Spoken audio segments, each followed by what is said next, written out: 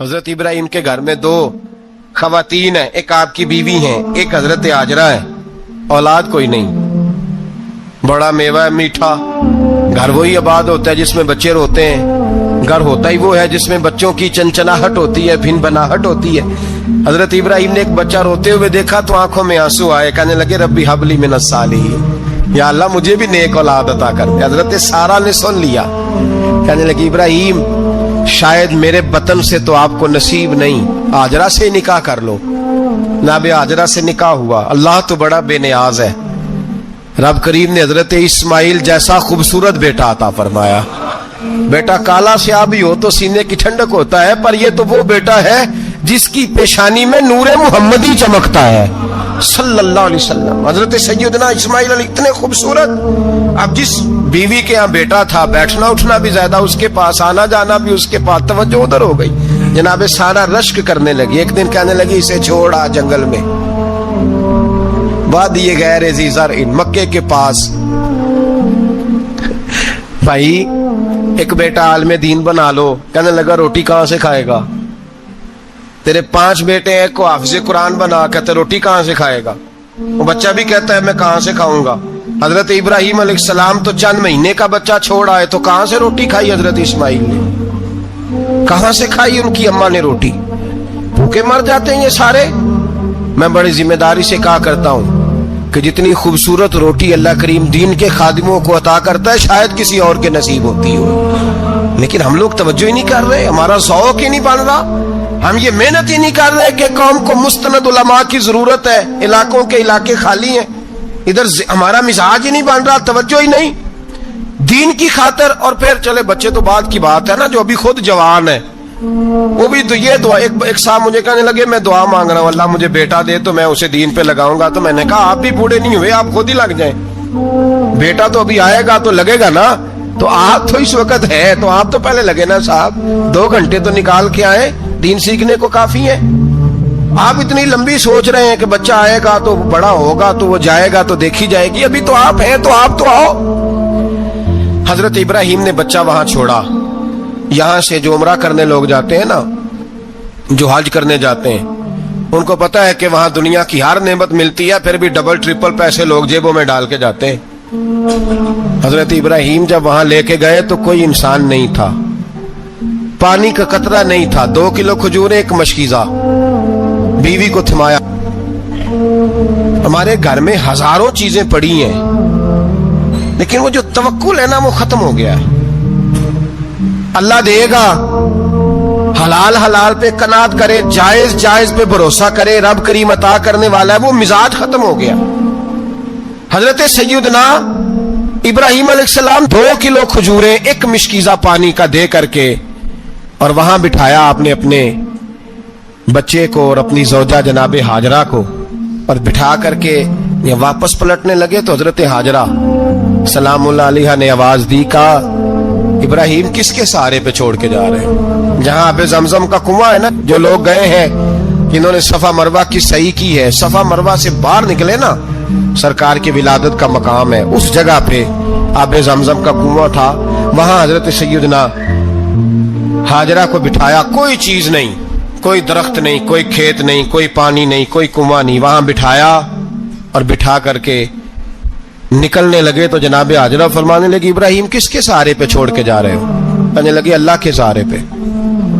تو پاک باز بی بی نے ایک لفظ پوچھا، کہا ابراہیم یہ میرے رب کا حکم ہے، یہ میرے، بس جن کا عقیدہ توحید مضبوط ہو ان کے لیے ایک جملہ کافی ہوتا ہے، یہ میرے اللہ کا حکم ہے۔ تو جناب ابراہیم علیہ السلام فرمانے لگے ہاجرہ ہاں رب کا حکم ہے۔ جب یہ لفظ کہے تو چاہیے تھا نا حضرت ابراہیم تسلی دیتے، تو بی بی صاحبہ تسلی دینے لگی، عرض کرنے لگی ابراہیم اگر اللہ کا حکم ہے تو پھر آپ ہماری فکر نہ کرنا، اگر یہ رب کا حکم ہے تو پھر ہماری فکر نہ کرنا، جس رب نے ہمیں یہاں تک پہنچایا ہے وہ ہمیں کبھی بھی ضائع نہیں فرمائے گا، پھر فکر نہ کرنا۔ حضرت ابراہیم آ گئے، بات آپ نے سنی ہوئی ہے، اشارہ کرنا مقصود ہے۔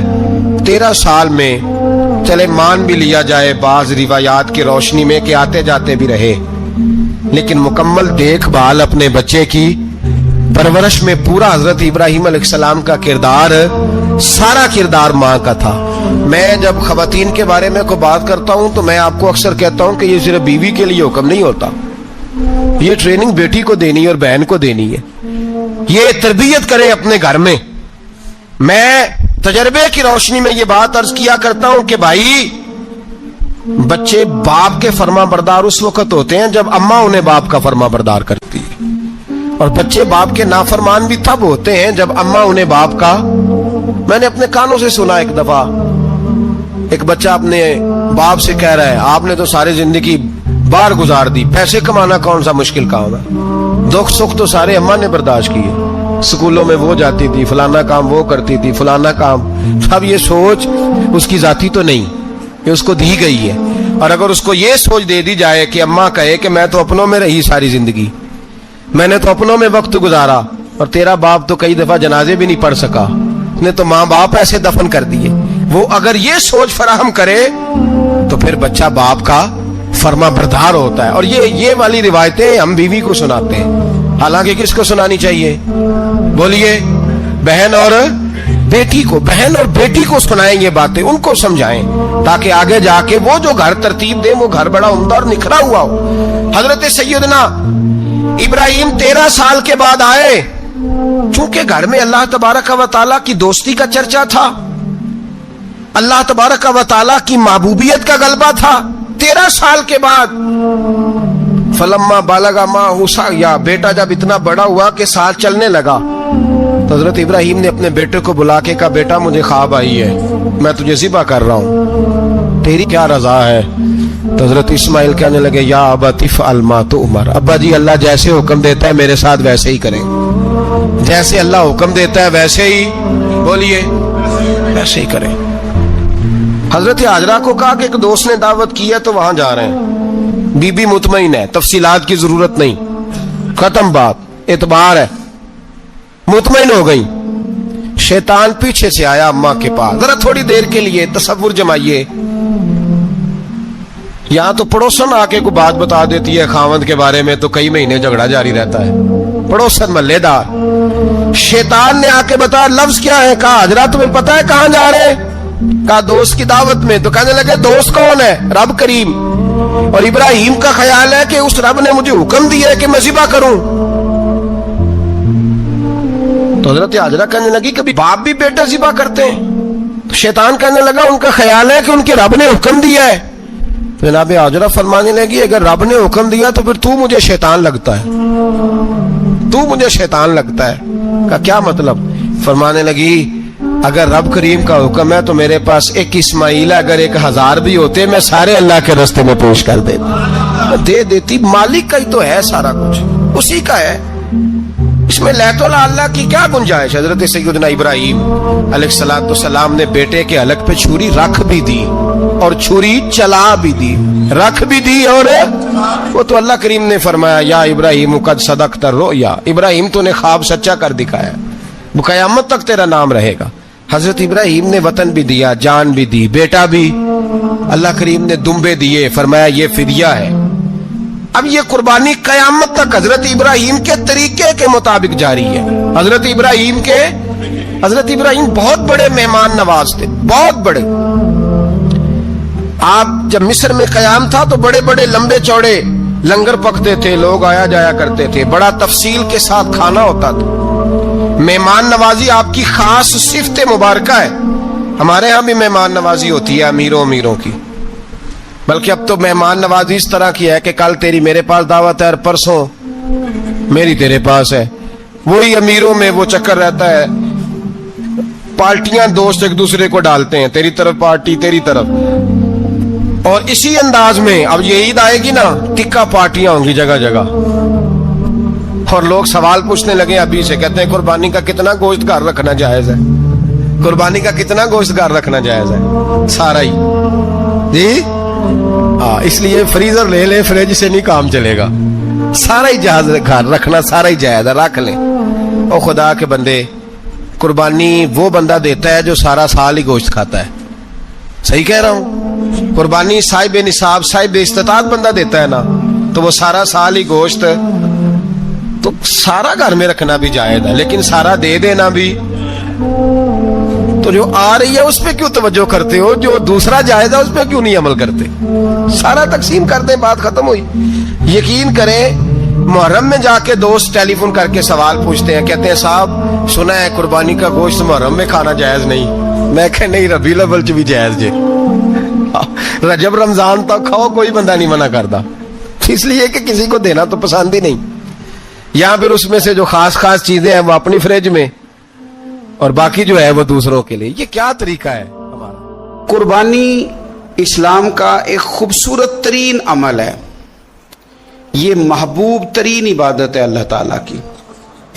قربانی اپنی فضیلت کے لحاظ سے، عظمت کے لحاظ سے، اپنی بلندیوں کے لحاظ سے دین میں بڑا مقام رکھتی ہے، لیکن ہر چیز کا رنگ روپ بدل دیا جاتا ہے نا، چونکہ قربانی چلی آ رہی تھی حضرت ابراہیم خلیل اللہ علیہ السلام سے، تو اہل عرب جو تھے مشرکین مکہ قربانی کا تعارف وہ بھی رکھتے تھے، پر وہ قربانی کی حقیقت کو، قربانی کی حکمت کو، قربانی کے حسن کو، قربانی سے پھوٹنے والی روشنی کو سمجھنے سے ناآشنا تھے۔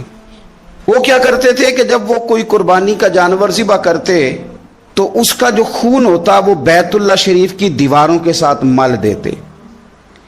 قربانی کے جانور کا جو گوشت ہوتا وہ لا کے بتوں کے سامنے رکھتے کہ یہ خون کعبے کی دیوار سے خون ملنے سے اور بتوں کے آگے گوشت رکھنے سے شاید ہماری قبولیت ہو جائے گی، ہم نے جانور ذبح کیا ہے۔ کمال ہے میرے رب کریم کی کتاب کا انداز بھی۔ قرآن مجید مختصر الفاظ کے اندر، مختصر جملوں کے اندر، اجمال کے اندر اتنی بڑی تفصیل بیان کر دیتا ہے کہ انسان کے ذہن کے، دل کے، دماغ کے دریچے کھل جاتے ہیں۔ اللہ کھانے پینے سے پاک ہے، بے نیاز ہے مالک۔ رب کریم نے فرمایا لن ینال اللہ لحومہا، فرمایا ہرگز نہیں پہنچتا اللہ کی بارگاہ میں تمہارا گوشت، ولا دماؤہا، اور نہ ان کے خون، نہ اس جانور کا گوشت اللہ کی بارگاہ میں پہنچتا ہے، نہ خون پہنچتا ہے۔ تو مالک پہنچتا کیا ہے؟ وَلَٰكِن يَنَالُهُ التَّقْوَىٰ مِنْكُمْ، بلکہ رب کی بارگاہ میں تو تمہارے دلوں کا تقویٰ پہنچتا ہے۔ تمہارے دل میں کیا ہے، تم اپنے رب کی رضا کتنی چاہتے ہو، یہ بات جاتی ہے۔ گوشت اور خون تو یہاں رہ گیا، فرمایا نہ اللہ کی بارگاہ میں خون پہنچ رہا ہے جانور کا، نہ گوشت پہنچ رہا ہے، دل کا تقویٰ پہنچ رہا ہے۔ معنی کیا ہے کہ جانور خریدتے وقت بھی اپنے دل سے پوچھنے نا تیرا دل کیا کہتا ہے، نیت کس سے جانور تو لے رہا ہے، تیرا ارادہ کیا ہے، اور جب تو ذبح کرے تو بھی اپنے دل پہ توجہ رکھ، تیرے دل میں اس کے لیے کیا ہے، تیرے دل کے اندر تقویٰ کتنا ہے، اللہ کی رضا حاصل کرنے کا جذبہ کتنا ہے۔ اور جب تو اس کا گوشت بانٹے تو پھر بھی تیری نظر آنے والے بندے پر نہیں ہونی چاہیے، جس گھر میں گوشت جا رہا ہے اس گھر پر تیری نظر نہیں ہونی چاہیے، بلکہ تیری نظر تو رب کی رضا پہ رہنی چاہیے۔ اللہ کی بارگاہ میں جو چیز جائے گی وہ دل کا تقویٰ جائے گا، اپنے دل پر محنت کی جائے، دل کی خواہشات، دل کی نیتوں کو، ارادوں کو صحیح کیا جائے۔ ایک آیت نے سارا فلسفہ بیان کر دیا کہ نہ وہاں خون جاتا ہے نہ گوشت جاتا ہے، وہاں تو تمہارے دل کا تقویٰ جاتا ہے، تو جس چیز نے وہاں جانا ہے اس پر زیادہ توجہ ہونی چاہیے تھی، اس کا زیادہ خیال ہونا چاہیے تھا۔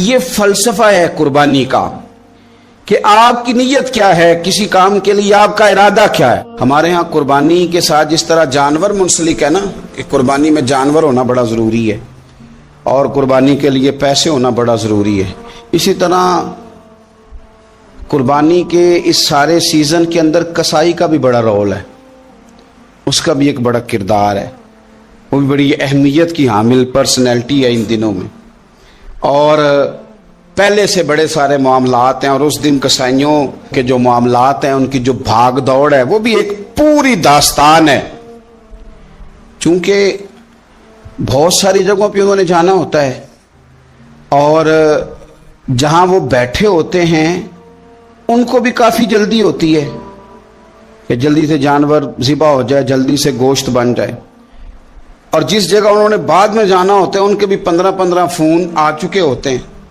تو وہ جو خاص اسلام حکم دیتا ہے اس موقع پر، اور نبی پاک علیہ الصلوۃ والسلام کی جو خاص نصیحتیں ہیں اور حضور نے جو خاص احتیاطیں بتائی ہیں وہ احتیاطیں پوری نہیں ہوتی. دیکھیں آپ اس فلسفے کو سمجھیں کہ قربانی کی تعریف یہ ہے کہ مخصوص جانور مخصوص وقت میں اللہ کی رضا کے لیے ذبح کرنا ہے, اللہ کی رضا کے لیے. اب یہ نہیں ہے کہ آپ نے فٹافٹ آؤ دیکھا نہ تاؤ دیکھا, جس طرح کی چھری آپ کو مل گئی جس طرح ہو سکا بس اس کو مار دینا ہے. اسے ذبح کرنا ہے اور اچھے طریقے سے کرنا ہے. یہ حدیث آپ کو سیاستہ میں ملے گی, مسلم شریف میں ملے گی, ابو داؤد شریف میں ملے گی. حضرت شداد بن اوس رضی اللہ تعالیٰ عنہ حدیث کے راوی ہیں. نبی پاک صلی اللہ تعالیٰ علیہ وسلم نے فرمایا احسان کرنا اللہ نے فرض کیا ہے ہر چیز پر. مالک نے ہر چیز پر احسان کرنا فرض کیا ہے. تو فرمایا جب تم ذبح کرو تو اچھے طریقے کے ساتھ ذبح کرو, چھری کو تیز کرو, اور فرمایا ذبح ہونے والے جانور کو آرام پہنچاؤ. اچھے طریقے سے ذبح کرو, چھری تیز ہو, اسے آرام ہو, اسے تکلیف نہ پہنچاؤ. اچھے طریقے سے ذبح کرو, اسے ٹھنڈا ہو لینے دو, پھر اس کی کھال اتاری جائے, تھوڑی احتیاط کی جائے, اچھے طریقے سے چیزوں کو لیا جائے. آپ دیکھیے حضور ایک بات کرتے ہیں لیکن سوچ کے دھارے بدل کے رکھ دیتے ہیں. رسول کریم صلی اللہ تعالی وسلم گزر رہے تھے تو ایک شخص نے بکری کے پہلو پر پیر رکھا ہوا تھا اور وہ چھری تیز کر رہا تھا. یعنی بکری کو اس نے گرایا ہوا ہے, لٹایا ہوا ہے اور پہلو پر پیر رکھا ہوا ہے اور ساتھ ساتھ وہ چھری تیز کر رہا ہے. اور نبی پاک صلی اللہ تعالی علیہ وسلم نے کیا خوبصورت بات ارشاد فرمائی. حضور علیہ الصلوۃ والسلام فرمانے لگے تم اسے 2 موتیں دینا چاہتے ہو, دوہری تکلیف میں گویا تم مبتلا کرنا چاہتے ہو, اس کے سامنے ہی تم چھریاں تیز کر رہے ہو. حضور فرمانے لگے 2 موتیں دینا چاہتے ہو, چاہیے تھا کہ پہلے سے یہ سارے اوزار تمہارے تیار ہوتے تو اس دن کسی ایمرجنسی کا شکار نہ ہو. 3 دن شریعت نے اسی لیے تو رکھے تھے, اسی لیے تو وقت رکھا تھا. آپ اس طرح کا کوئی ماحول نہ بنائیں جس سے جانور کو بھی تکلیف ہو, اذیت ہو. میں نے کہا کہ میرے کریم فرماتے ہیں رب نے ہر چیز پر احسان کرنا فرض کیا. اچھے طریقے سے ذبح کریں, چھری کو تیز کریں, جانور کو آرام پہنچائیں. لیکن دکھ کی بات یہ ہے کہ ہم ایک دوسرے کا ساتھ نہیں دیتے, مقروض ذہنی اذیت کا شکار ہے. 3 دن ہے نا عید کے, تو ایک جوڑے سے بھی گزارے جا سکتے ہیں, ایک سے بھی. اکثر لوگ تو ویسے عید کی نماز پڑھ کے سو جاتے ہیں, اور جو بیدار بھی ہیں وہ بھی کپڑے بدل کر کے جانور کے ذبح میں مشغول ہیں. ہم نے اس عید پہ کوشش کرنی ہے کہ ہماری گلی میں, ہمارے محلے میں, ہمارے دائیں بائیں تھوڑا سفر کریں, بچوں کو دیکھیں, سرکاری سکول سے نکلتے بچوں کو دیکھیں, مساجد مدارس سے نکلتے بچوں کو دیکھیں. ہم نہ 1-1, 2-2 کا ساتھ دیں. میں نے جمعے میں امیر لوگوں سے کہا تھا کہ قربانیاں کرنی تو ہے ہی, تو تم تو سارا سال گوشت کھاتے ہو. کیا آپ کو بتاؤں کہ ہم اس وطن میں رہتے ہیں جہاں فریج اور فریزر بڑی عید سے پہلے زیادہ بکتے ہیں. فریج نہیں لے آؤ, بڑی لے آؤ, چونکہ گوشت سیو کرنا ہے. سارا سال بھی تو ملتا ہے نا امیروں. میں نے تو کہا تھا اس گاؤں میں لے جاؤ جہاں قربانی کوئی نہیں کر رہا, ذبح ہی وہاں جا کے کر لو. تھوڑی سی گنجائش بنائیں اپنے دلوں میں. یہ ضروری نہیں کہ سامنے والا آپ کا شکریہ بھی ادا کرے, اپنے گھروں میں تھوڑا حوصلہ قناعت لائیں. حضرت عائشہ صدیقہ رضی اللہ تعالیٰ عنہ فرماتی ہیں ایسا نہیں تھا کہ ہمارے گھر کے اندر مال نہیں آتا تھا, اللہ کے فضل سے بڑا کچھ آتا تھا, لیکن فرماتی ہیں ہم احسار کر دیا کرتے تھے. حضور کا مزاج احسار کر دینے کا ہے. یاد رکھنا شمع سے اگر کئی شمع جل جائیں تو اس کی روشنی میں کبھی کمی نہیں آتی. ہزاروں دیے بھی جل جائیں تو یہ دیے ماند نہیں پڑتے. مہنگائی بڑی زور کی ہو گئی, غریب آدمی کی آزمائش بڑھ گئی. ہمیشہ مہنگائی سے غریب لوگ متاثر ہوتے ہیں. امیروں کی تو چیزیں مہنگی ہو جاتی ہیں, وہ تو سنگل انہوں نے جمع کی ہوتی ہیں, مہنگی ہوتی ہیں تو ڈبل میں بیچتے ہیں. غریب پستا ہے. لیکن دکھ کی بات یہ ہے کہ ہم ایک دوسرے کا ساتھ نہیں دیتے, مقروض ذہنی اذیت کا شکار ہے. 3 دن ہے نا عید کے, تو ایک جوڑے سے بھی گزارے جا سکتے ہیں, ایک سے بھی. اکثر لوگ تو ویسے عید کی نماز پڑھ کے سو جاتے ہیں, اور جو بیدار بھی ہیں وہ بھی کپڑے بدل کر کے جانور کے ذبح میں مشغول ہیں.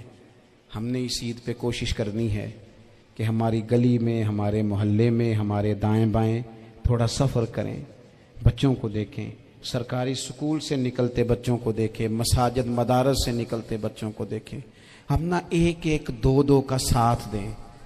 ये जितनी सियासी जमातें काम कर रही हैं, जिनकी हुकूमत थी, जिनकी है, पता नहीं कल किसकी आएगी, मैं तो ज़ाती तौर पर इनसे पूरा मायूस हूँ। मुझे तो नहीं लगता कि जितने लोग आज तक हुकूमत कर चुके हैं, बार बार आते हैं या पिछली हुकूमत गई है, इनके पास कोई प्लान ही नहीं है। ये तो बेचारे एक दूसरे की टांगें खींचने के अलावा ना कुछ कर सके हैं, ना उम्मीद है कुछ करेंगे। लेकिन गरीब की तकलीफ बढ़ गई है। मेरे पास 20 लोग आते हैं, आते तो वो दुआ का कहने हैं, आते तो सिर्फ ये बताने हैं कि इस मुश्किल में हूँ, दुआ करना। लेकिन दोस्तों, लोगों की बातें सुन के बड़ी तकलीफ होती है। हम क्या किसी की मदद कर सकते हैं? हमारे लिए तो मदारस चलाने मुश्किल हैं, लेकिन लोग अजियत का शिकार हैं। ज़हनी कर्ब के नीचे लोग आ गए, इतनी बड़ी अजियतें खड़ी कर दी गई हैं। थोड़ा थोड़ा देखो, 2 का खाना 3 भी तो खा ही सकते हैं ना, 3 का खाना 4 भी तो खा ही सकते हैं ना। मेरे महबूब ने हमें ये नहीं कहा था ज्यादा गोश्त पकाना, बल्कि रसूल पाक ने तो रंग ही बड़ा सादा दिया है। करीम ने फरमाया, आयशा शोरबा जरा ज्यादा कर लो, पड़ोसियों को भी सालन दे देंगे, थोड़ा शोरबा ज्यादा कर लो, इसी को बढ़ा लो, थोड़ा शोरबा बढ़ा लें, थोड़ा थोड़ा एक दूसरे की मदद करें, दस्त शफकत रखें। गलियों में सुनसान लोग, अब तो लोग एक दूसरे से दुख भी नहीं कहते, वो कहते हैं देना किसी ने है कुछ नहीं, और तमाशा अलग से बन जाएगा। दोस्तों, हमने खुद एक दूसरे का हाथ बटाना है। जो लोग साहिब सरबत हैं, देखो एक ही बाप की औलाद होती है, एक को अल्लाह बड़ा नवाज देता है, 2-3 कमजोर रह जाते हैं, उसको चाहिए वो दूसरों पे दस्ते शफकत रखे। एक गली में सारे लोग एक ही कबीले के, एक ही इलाके के, एक आगे निकल गया है, उसे चाहिए वो दूसरों का ख्याल करे। अजीज भाइयों, हमने इस कमर तोड़ महंगाई के दौर में, मैंने जुमे में अमीर लोगों से कहा था कि कुर्बानियां करनी तो है ही, तो तुम तो सारा साल गोश्त खाते हो। क्या आपको बताऊं कि हम उस वतन में रहते हैं जहां फ्रिज और फ्रीजर बड़ी इससे पहले ज्यादा बिकते हैं। फ्रिज नहीं ले आओ, बड़ी ले आओ, चूंकि गोश्त सेव करना है, सारा साल भी तो मिलता है ना अमीरों। मैंने तो कहा था उस गांव में ले जाओ जहां कुर्बानी कोई नहीं कर रहा, ज़िबाई वहां जाके कर लो, थोड़ी सी गुंजाइश बनाएं अपने दिलों में। ये जरूरी नहीं कि सामने वाला आपका शुक्रिया भी अदा करे। हजरत आयशा सिद्दीका रदी अल्लाह ताला अन्हा, अम्मा जी एक कनीज रखी हुई थी, हजरत उस्मान गनी ने दी थी कि आपकी खिदमत करेंगी। तो वो कनीज कहती है कि अम्मा जी तो मेरी भी रोटियां पका देती थी, वो तो मेरे लिए भी खाने का एहतमाम कर देती थी, लेकिन कोई दरवाजे पे अगर मांगने आता तो हजरत आयशा सिद्दीका मुझे कहती इसे खैरात दे आओ। तो मैं कहती अम्मा जी ये काम तो लोग दौड़ के करते हैं और आप ये मुझे कह रही हैं मैं कर दूं। तो हजरत आयशा फरमाती जब कोई बंदा किसी को देता है तो वो शुक्रिया अदा करता है। मैं चाहती हूं वो शुक्रिया भी तेरा ही अदा कर जाए, मैंने जो अजर लेना है वो रब की बारगाह से लेना है। तो मेरे भाई, अपनी जिंदगी में थोड़ा सा तो दिल बड़ा करें, थोड़ी थोड़ी गुंजाइश पैदा करें।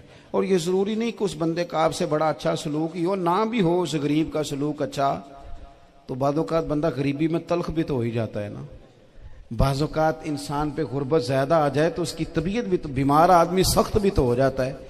तो मेरी आपसे ये गुजारिश है कि ये जो दिन चल रहे हैं वो हमारे यहाँ हमारे हुक्मरान कहते हैं मजीद सख्त फैसले करने पड़ेंगे। वो मैंने कहा तुम्हारे लिए तो आसान है, इसलिए कि तुम तो जिस दफ्तर में बैठ के फैसला करते हो उसकी तो बत्ती कोई नहीं जाती, तुम्हें क्या पता हो, वहां तो एसी भी 1 मिनट के लिए बंद नहीं होता।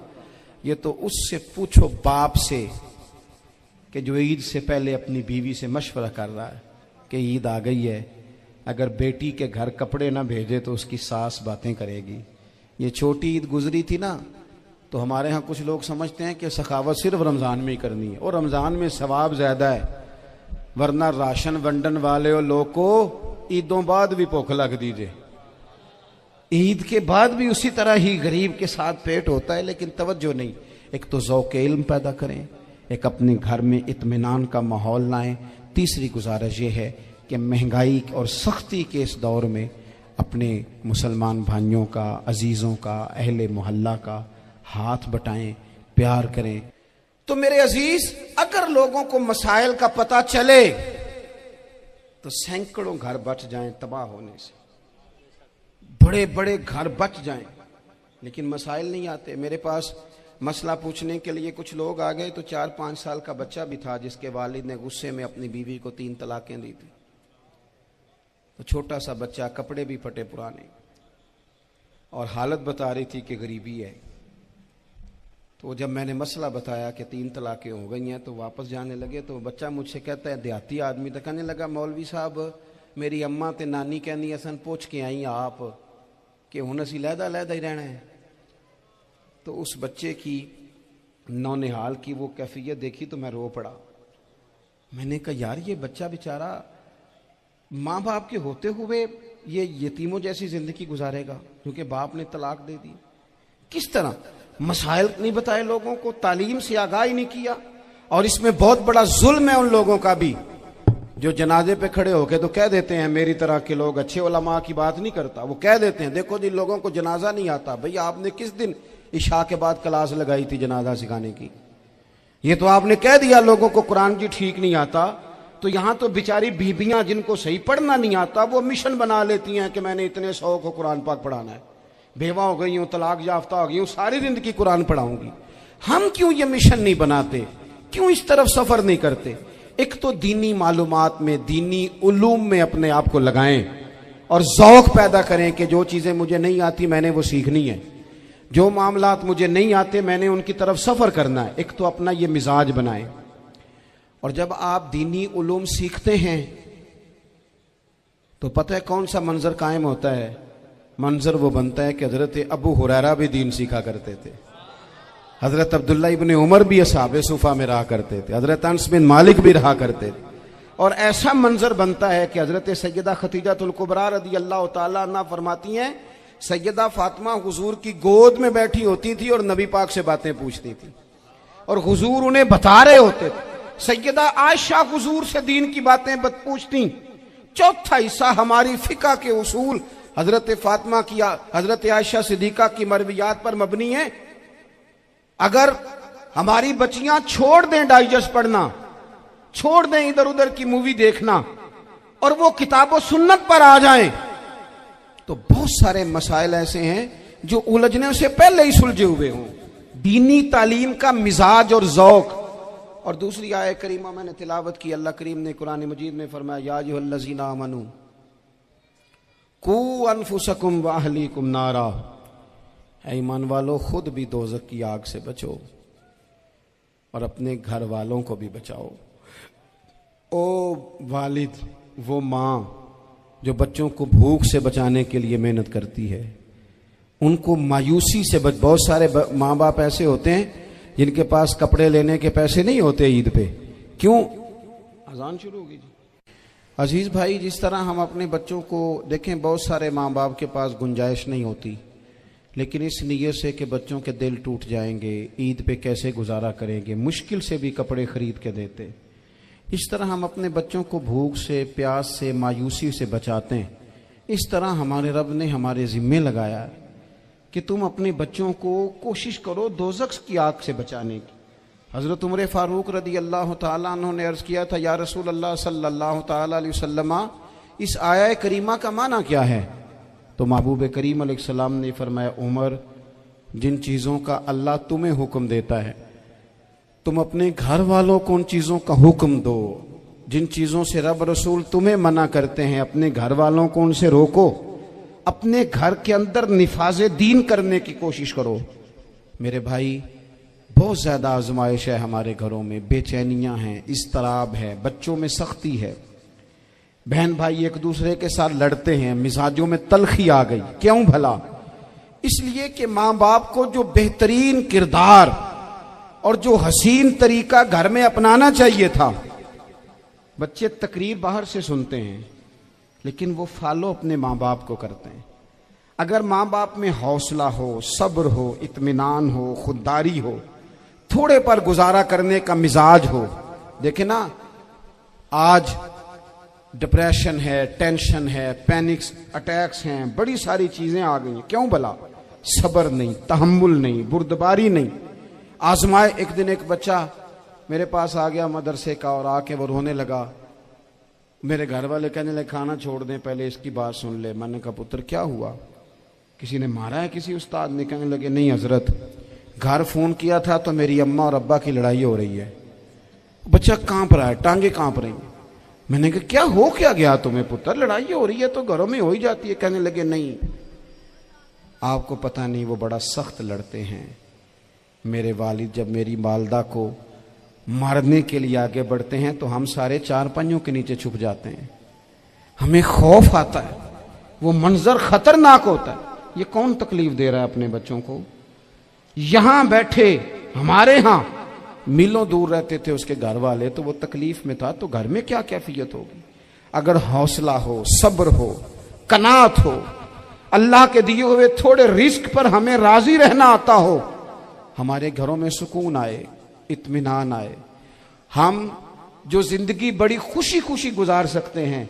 हमारे मिजाजों का लालच, हमारी तबीयतों की बेराह रवी, हमारी झूठी अना का बुत, उन सारी चीजों को खत्म कर देता है। अपनी जिंदगी के अंदर अगर हम वो किरदार अपने बच्चों को दें, थोड़ा शोरबा बढ़ा लें, थोड़ा थोड़ा एक दूसरे की मदद करें, दस्त शफकत रखें। गलियों में सुनसान लोग, अब तो लोग एक दूसरे से दुख भी नहीं कहते, वो कहते हैं देना किसी ने है कुछ नहीं, और तमाशा अलग से बन जाएगा। दोस्तों, हमने खुद एक दूसरे का हाथ बटाना है। जो लोग साहिब सरवत हैं, देखो एक ही बाप की औलाद होती है, एक को अल्लाह बड़ा नवाज देता है, 2-3 कमजोर रह जाते हैं, उसको चाहिए वो दूसरों पे दस्ते शफकत रखे। एक गली में सारे लोग एक ही कबीले के, एक ही इलाके के, एक आगे निकल गया है, उसे चाहिए वो दूसरों का ख्याल करे। अजीज भाइयों, हमने इस कमर तोड़ महंगाई के दौर में, मैंने जुमे में अमीर लोगों से कहा था कि कुर्बानियां करनी तो है ही, तो तुम तो सारा साल गोश्त खाते हो। क्या आपको बताऊं कि हम उस वतन में रहते हैं जहां फ्रिज और फ्रीजर बड़ी इससे पहले ज्यादा बिकते हैं। फ्रिज नहीं ले आओ, बड़ी ले आओ, चूंकि गोश्त सेव करना है, सारा साल भी तो मिलता है ना अमीरों। मैंने तो कहा था उस गांव में ले जाओ जहां कुर्बानी कोई नहीं कर रहा, ज़िबाई वहां जाके कर लो, थोड़ी सी गुंजाइश बनाएं अपने दिलों में। ये ज़रूरी नहीं कि सामने वाला आपका शुक्रिया भी अदा करे। हज़रत आयशा सिद्दीक़ा रज़ी अल्लाह ताला अन्हा, अम्मा जी एक कनीज़ रखी हुई थी, हज़रत उस्मान गनी ने दी थी कि आपकी खिदमत करेंगी, तो वो कनीज़ कहती है कि अम्मा जी तो मेरी भी रोटियां पका देती थी, वो तो मेरे लिए भी खाने का एहतमाम कर देती थी, लेकिन कोई दरवाजे पे अगर मांगने आता तो हज़रत आयशा सिद्दीक़ा मुझे कहती इसे खैरात दे आओ। तो मैं कहती अम्मा जी ये काम तो लोग दौड़ के करते हैं और आप ये मुझे कह रही है मैं कर दूं? तो हज़रत आयशा फरमाती जब कोई बंदा किसी को देता है तो वो शुक्रिया अदा करता है। मैं चाहती हूं वो शुक्रिया भी तेरा ही अदा कर जाए, मैंने जो अजर लेना है वो रब की बारगाह से लेना है।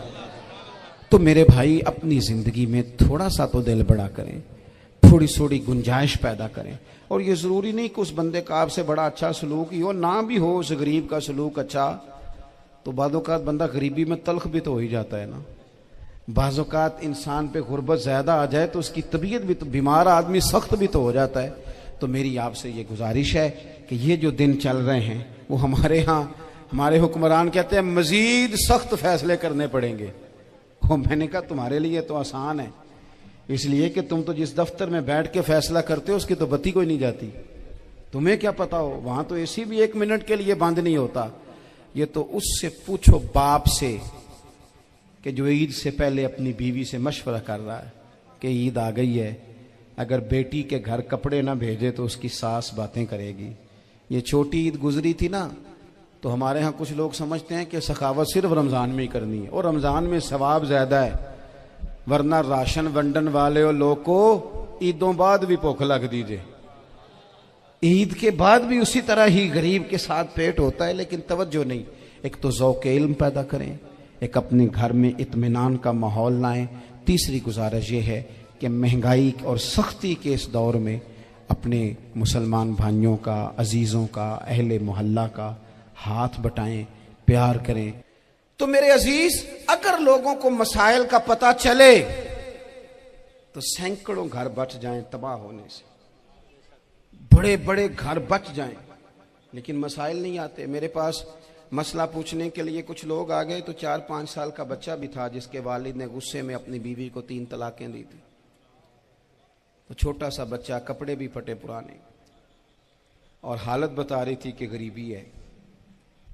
تو جب میں نے مسئلہ بتایا کہ 3 طلاقیں ہو گئی ہیں تو واپس جانے لگے، تو بچہ مجھ سے کہتا ہے، دیہاتی آدمی تو کہنے لگا مولوی صاحب میری اماں تے نانی کہنی اسن پوچھ کے آئی آپ کہ ہن اسی لہدا لہدا ہی رہنا ہے۔ تو اس بچے کی نونہال کی وہ کیفیت دیکھی تو میں رو پڑا۔ میں نے کہا یار یہ بچہ بیچارہ ماں باپ کے ہوتے ہوئے یہ یتیموں جیسی زندگی گزارے گا کیونکہ باپ نے طلاق دے دی۔ کس طرح مسائل نہیں بتائے لوگوں کو، تعلیم سے آگاہی نہیں کیا۔ اور اس میں بہت بڑا ظلم ہے ان لوگوں کا بھی جو جنازے پہ کھڑے ہو کے تو کہہ دیتے ہیں میری طرح کے لوگ، اچھے علماء کی بات نہیں کرتا، وہ کہہ دیتے ہیں دیکھو جن لوگوں کو جنازہ نہیں آتا، بھئی آپ نے کس دن عشاء کے بعد کلاس لگائی تھی جنازہ سکھانے کی؟ یہ تو آپ نے کہہ دیا لوگوں کو قرآن جی ٹھیک نہیں آتا، تو یہاں تو بیچاری بیویاں جن کو صحیح پڑھنا نہیں آتا وہ مشن بنا لیتی ہیں کہ میں نے اتنے 100 کو قرآن پاک پڑھانا ہے، بیوہ ہو گئی ہوں، طلاق یافتہ ہو گئی ہوں، ساری زندگی قرآن پڑھاؤں گی۔ ہم کیوں یہ مشن نہیں بناتے؟ کیوں اس طرف سفر نہیں کرتے؟ ایک تو دینی معلومات میں، دینی علوم میں اپنے آپ کو لگائیں اور ذوق پیدا کریں کہ جو چیزیں مجھے نہیں آتی میں نے وہ سیکھنی ہے، جو معاملات مجھے نہیں آتے میں نے ان کی طرف سفر کرنا ہے۔ ایک تو اپنا یہ مزاج بنائیں، اور جب آپ دینی علوم سیکھتے ہیں تو پتہ ہے کون سا منظر قائم ہوتا ہے؟ منظر وہ بنتا ہے کہ حضرت ابو ہریرہ بھی دین سیکھا کرتے تھے، حضرت عبداللہ ابن عمر بھی اصحاب صفہ میں رہا کرتے تھے، حضرت انس بن مالک بھی رہا کرتے تھے، اور ایسا منظر بنتا ہے کہ حضرت سیدہ خدیجہ الکبریٰ رضی اللہ تعالیٰ عنہ فرماتی ہیں سیدہ فاطمہ حضور کی گود میں بیٹھی ہوتی تھی اور نبی پاک سے باتیں پوچھتی تھی اور حضور انہیں بتا رہے ہوتے تھے۔ سیدہ عائشہ حضور سے دین کی باتیں پوچھتی۔ چوتھا حصہ ہماری فقہ کے اصول حضرت فاطمہ کی، حضرت عائشہ صدیقہ کی مرویات پر مبنی ہیں۔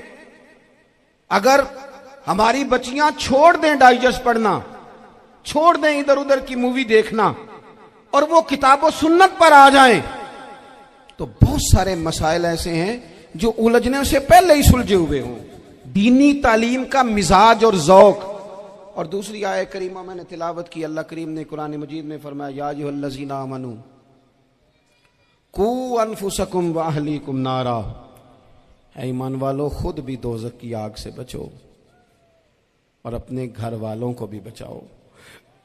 او والد، وہ ماں جو بچوں کو بھوک سے بچانے کے لیے محنت کرتی ہے، ان کو مایوسی سے بہت سارے ماں باپ ایسے ہوتے ہیں جن کے پاس کپڑے لینے کے پیسے نہیں ہوتے عید پہ۔ کیوں؟ اذان شروع ہوگی جی۔ عزیز بھائی، جس طرح ہم اپنے بچوں کو دیکھیں، بہت سارے ماں باپ کے پاس گنجائش نہیں ہوتی، لیکن اس نیت سے کہ بچوں کے دل ٹوٹ جائیں گے، عید پہ کیسے گزارا کریں گے، مشکل سے بھی کپڑے خرید کے دیتے۔ اس طرح ہم اپنے بچوں کو بھوک سے، پیاس سے، مایوسی سے بچاتے ہیں۔ اس طرح ہمارے رب نے ہمارے ذمے لگایا ہے کہ تم اپنے بچوں کو کوشش کرو دوزخ کی آگ سے بچانے کی۔ حضرت عمر فاروق رضی اللہ تعالیٰ عنہ نے عرض کیا تھا یا رسول اللہ صلی اللہ تعالیٰ علیہ وسلم، اس آیہ کریمہ کا معنی کیا ہے؟ تو محبوب کریم علیہ السلام نے فرمایا عمر، جن چیزوں کا اللہ تمہیں حکم دیتا ہے تم اپنے گھر والوں کو ان چیزوں کا حکم دو، جن چیزوں سے رب رسول تمہیں منع کرتے ہیں اپنے گھر والوں کو ان سے روکو، اپنے گھر کے اندر نفاذ دین کرنے کی کوشش کرو۔ میرے بھائی، بہت زیادہ آزمائش ہے ہمارے گھروں میں، بے چینیاں ہیں، اضطراب ہے، بچوں میں سختی ہے، بہن بھائی ایک دوسرے کے ساتھ لڑتے ہیں، مزاجوں میں تلخی آ گئی۔ کیوں بھلا؟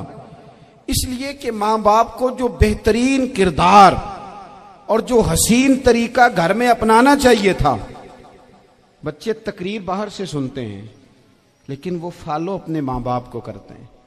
اگر ماں باپ میں حوصلہ ہو، صبر ہو، اطمینان ہو، خودداری ہو، تھوڑے پر گزارا کرنے کا مزاج ہو۔